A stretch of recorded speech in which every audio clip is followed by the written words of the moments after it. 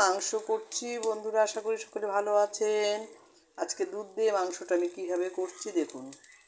এই যে দুধ দিয়ে দিলাম।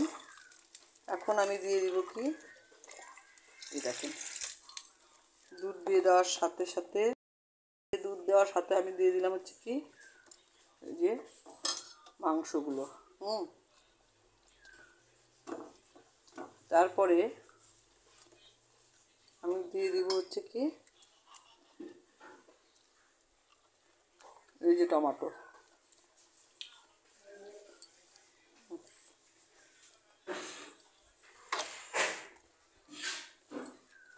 এটা হচ্ছে মুরগির মাংস। হ্যাঁ, অনেক দিন থেকে আমি ফেসবুকে কাজ করছি না, ওই অসুস্থতার দরুন। এই যে পেঁয়াজগুলো ডুমো ডুমো করে কেটে রেখেছি, এই পেঁয়াজগুলো দিচ্ছি। এই যে পেঁয়াজগুলো দিচ্ছি আমি। এখন দিয়ে দিচ্ছি রসুন।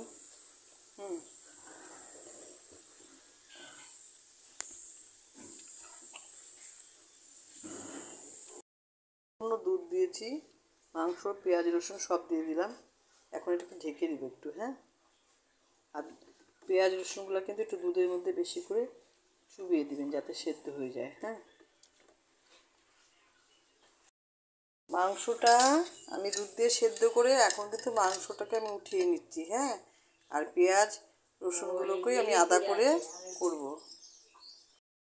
আমি দিয়ে দিচ্ছি হচ্ছে, এই যে দেখেন, দারচিনি দিয়ে দিলাম, তেজপাতা, তারপরে দিয়ে দিলাম হচ্ছে শুকনো লঙ্কা। আর আমি এটা হচ্ছে পেস্ট করে রেখেছি, এই যে টমেটো সেদ্ধ দুধ দিয়ে করেছি, আর হচ্ছে রসুন আর পেঁয়াজ, এগুলো কিন্তু সব দিয়ে দিলাম। আমি সাথে দিয়ে দিব হচ্ছে সেদ্ধ করা মশলাটা দিয়ে দিলাম। হ্যাঁ, এখন দিয়ে দিলাম হলুদের গুঁড়া, লঙ্কার গুঁড়া, জিরার গুঁড়া। এখন এটাকে ভেজে নিচ্ছি। এই যে দেখেন, হ্যাঁ, ভেজে নিচ্ছি। কিন্তু দুধ দিয়ে কষিয়ে যে রেখেছি, সেদ্ধ করে রেখেছি, মাংসটা দিয়ে দিলাম। আর মশলাগুলো কষিয়ে নিব। হ্যাঁ, দেখেন, মশলাগুলো কিন্তু কষিয়ে নিব। দুধগুলো আছে, এই দুধগুলো দিয়ে কিন্তু মাংসটা কষিয়ে নিচ্ছি, বুঝলেন তো। দেওয়া না, সেই কারণে কিন্তু হালকা স্টিমে কিন্তু কষিয়ে নেবেন, বুঝলেন তো।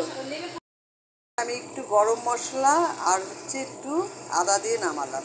এটা কষা কষা অবস্থায় কিন্তু ভালো লাগবে। দেখেন সুন্দর হয়েছে না? ঠিক আছে, রাখছি তাহলে, ভালো থাকবেন।